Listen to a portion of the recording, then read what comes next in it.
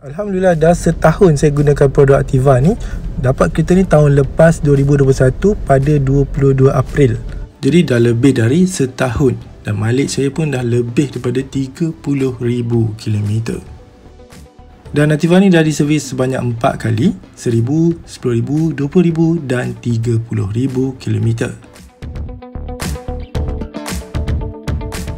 Sebenarnya saya dah bawa produk Ativa ni ke seluruh negeri di semenanjung Malaysia kecuali Perlis.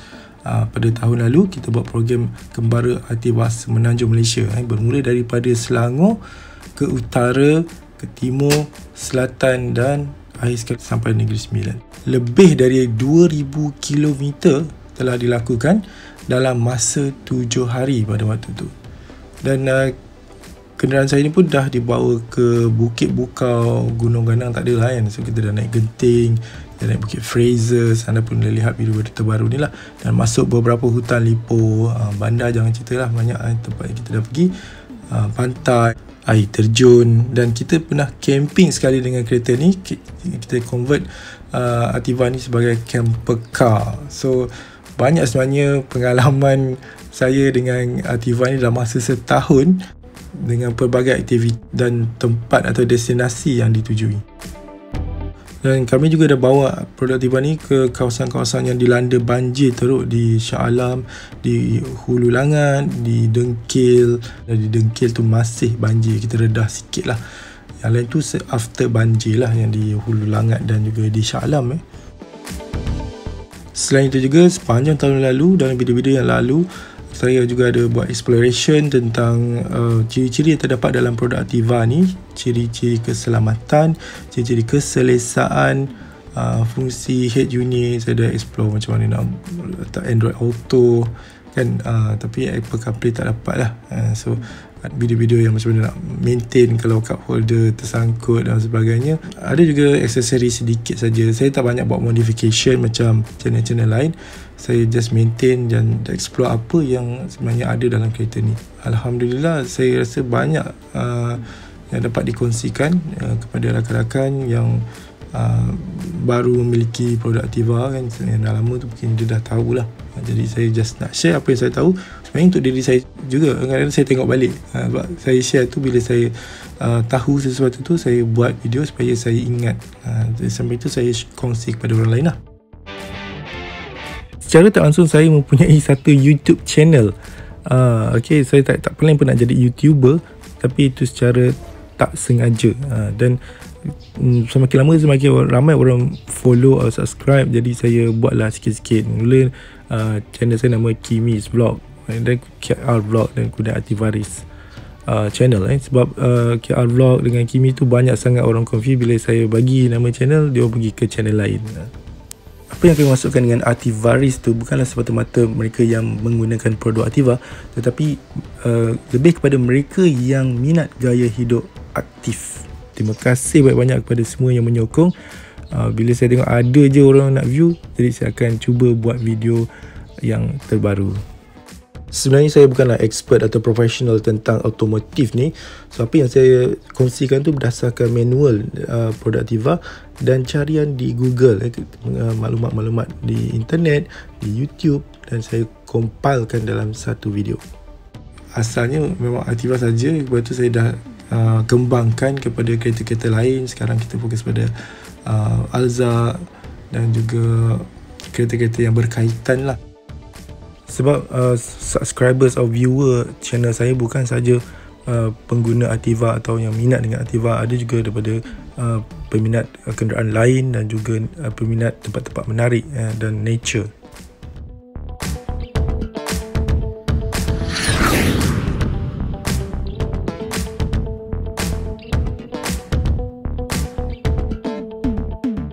Mula-mula memang saya start seorang diri, kemudian abang saya telah beli produk Ativa juga, sama pula warna tu, dan dia telah contribute lah banyak juga shooting, especially kat showroom, dan juga video editing sekali lah. Sebab sekarang dah habis PKP kan, jadi saya pun sibuk dan dia ada masa dia akan buat lah.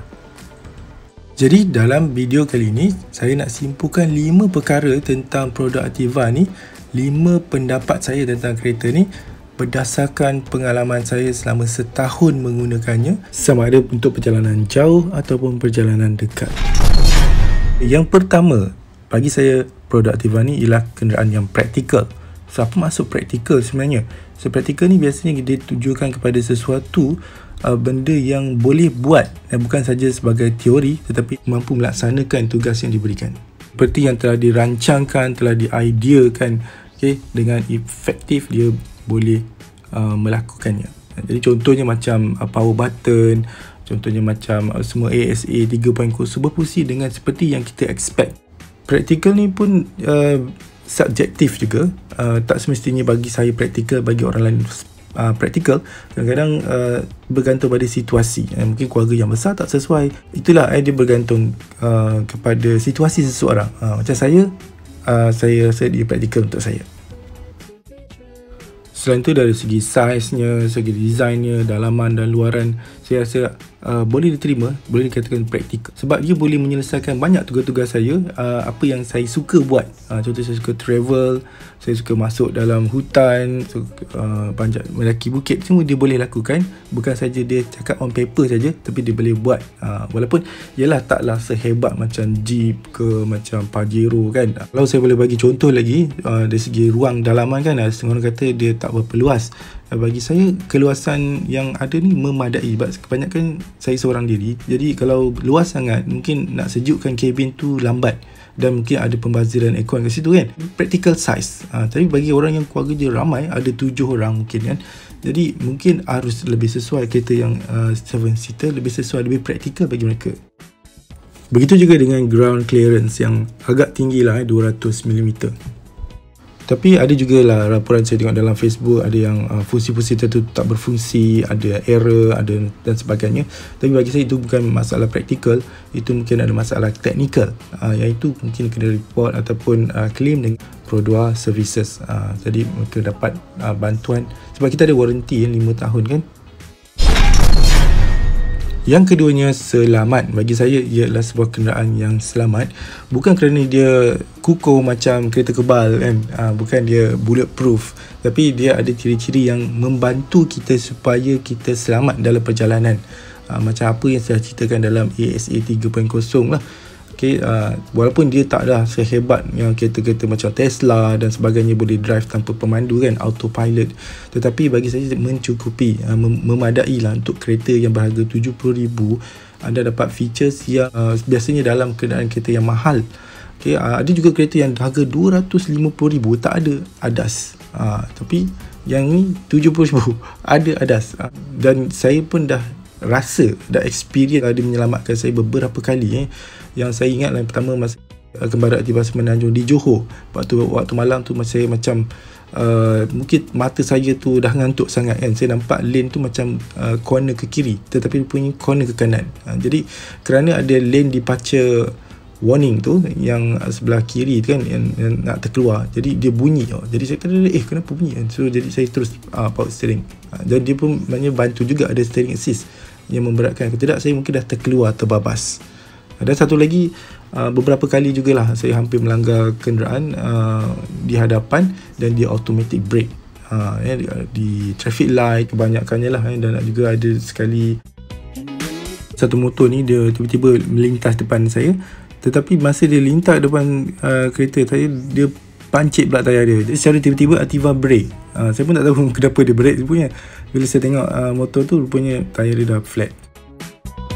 Tapi ini tak bermakna kita boleh memandu sambil lewa kerana Ativa dah ada fungsi keselamatan.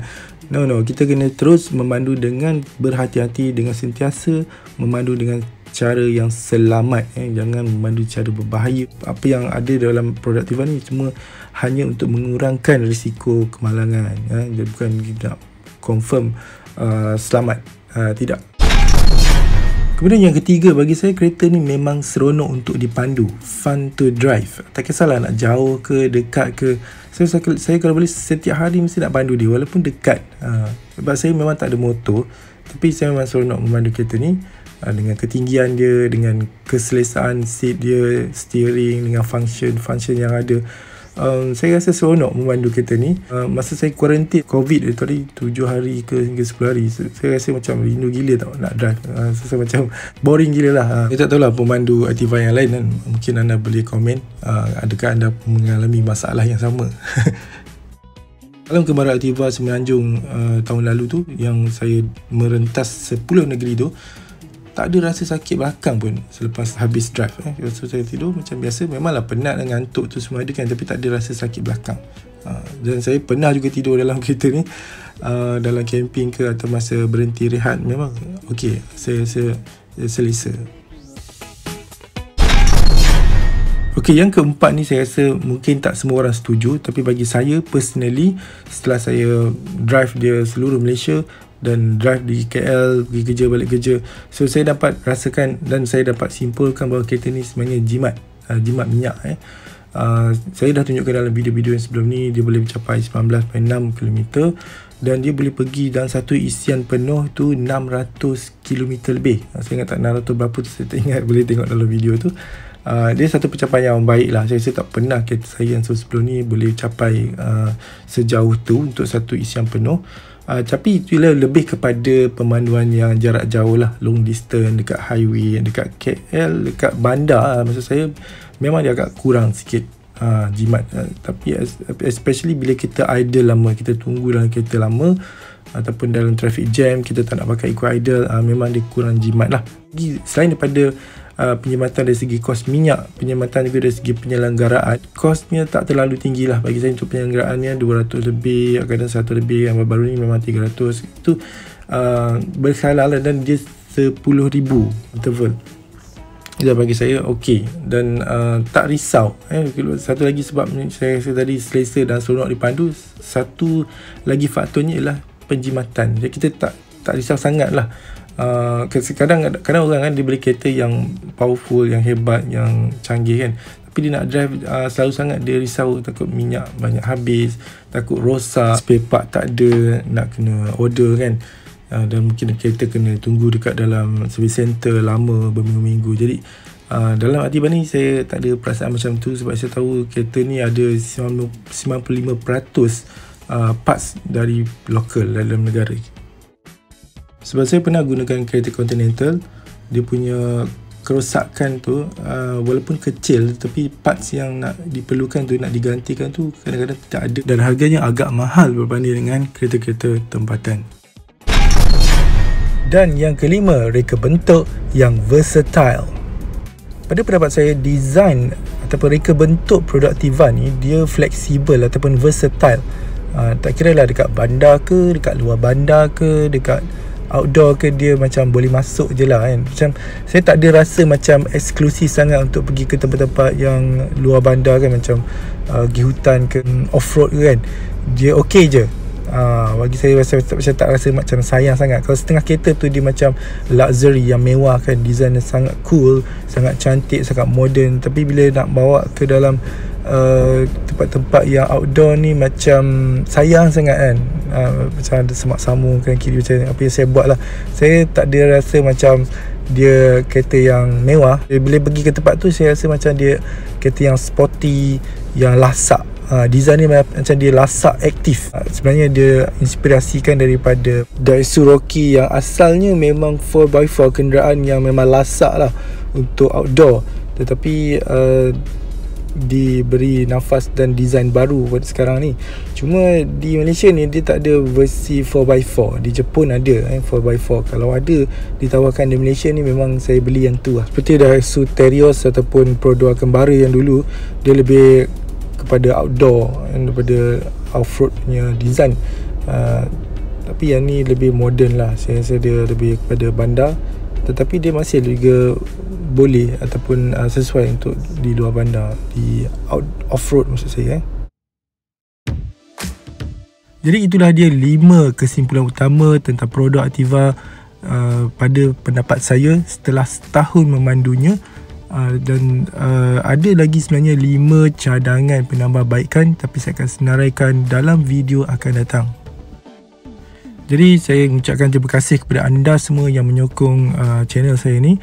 Walaupun baru bermula, tak adalah powerful sangat, video editing biasa-biasa saja. Tetapi saya cuba nak deliver apa yang saya tahu, nak kongsi dengan apa yang saya faham dan fikirkan. Dan saya juga ambil kesempatan ni untuk mengucapkan selamat Hari Raya Aidilfitri kepada semua yang beragama Islam. Semoga kita akan berjumpa lagi Ramadan pada tahun akan datang. Bagi anda yang belum subscribe channel kami ni, kami jemput anda untuk subscribe dan tekan button loceng untuk mendapatkan notifikasi video-video terbaru. Assalamualaikum, salam sejahtera dan selamat Hari Raya. Maaf zahir dan batin.